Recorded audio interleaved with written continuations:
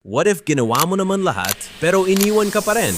Week 1. For some reason, ang dali mong naging komportable sa kanya. Hindi naman siya yung pinakamaganda, hindi rin pinaka-perfect, pero siya yung naging pahinga mo. Minsan, darating talaga yung tao na parang ang dali mong kausapin. Yung tipong isang kumain ka na ba lang, nakangiti ka na buong gabi. Usapan nyo na umaabot hanggang madaling araw. Hanggang sa parehas na lang kayong inaantok. Parehas 3%. Pero walang gusto magbaba. Week 2. Hanggang sa hindi nyo namalayan, palagi mo na siyang pinapayungan tuwing umuulan. Hinahatid mo siya. Binibili mo siya ng mga mahal na gamit. Ikaw na yung taga-bit-bit ng bag niya. Lagi mo na siyang kasama. Pinagluluto mo siya. Pinipicturan. At makikinig ka sa mga kwento niya kahit minsan wala ka nang naiintindihan. Pero okay lang, kasi sa piling niya, ikaw ay masaya. Week 3.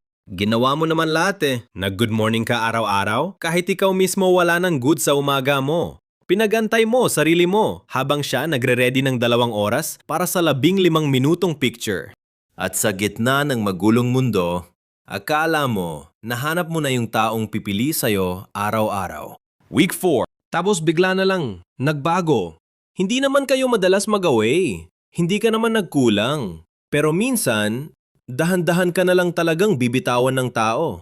Nag-try ka pa, inintindi mo, pinilit mong ayusin hanggang sa isang gabi, ginawa mong paragraph yung sakit mo.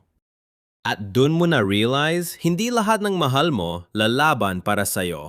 May mga salitang gustong-gusto mong sabihin, pero alam mong wala na rin magbabago. Ang hirap pala, no? Yung nandyan pa siya, pero pakiramdam mo, matagal ka na niyang iniwan. Week 5. Nasaktan ka. At minahal mo siya ng totoo. Pero hindi ibig sabihin nun, doon ka na matatapos. Kasi minsan, yung taong umalis, siya rin yung dahilan kung bakit natutunan mong piliin ulit sarili mo. Iniwan ka niya pero hindi ka napag-iwanan ng realidad.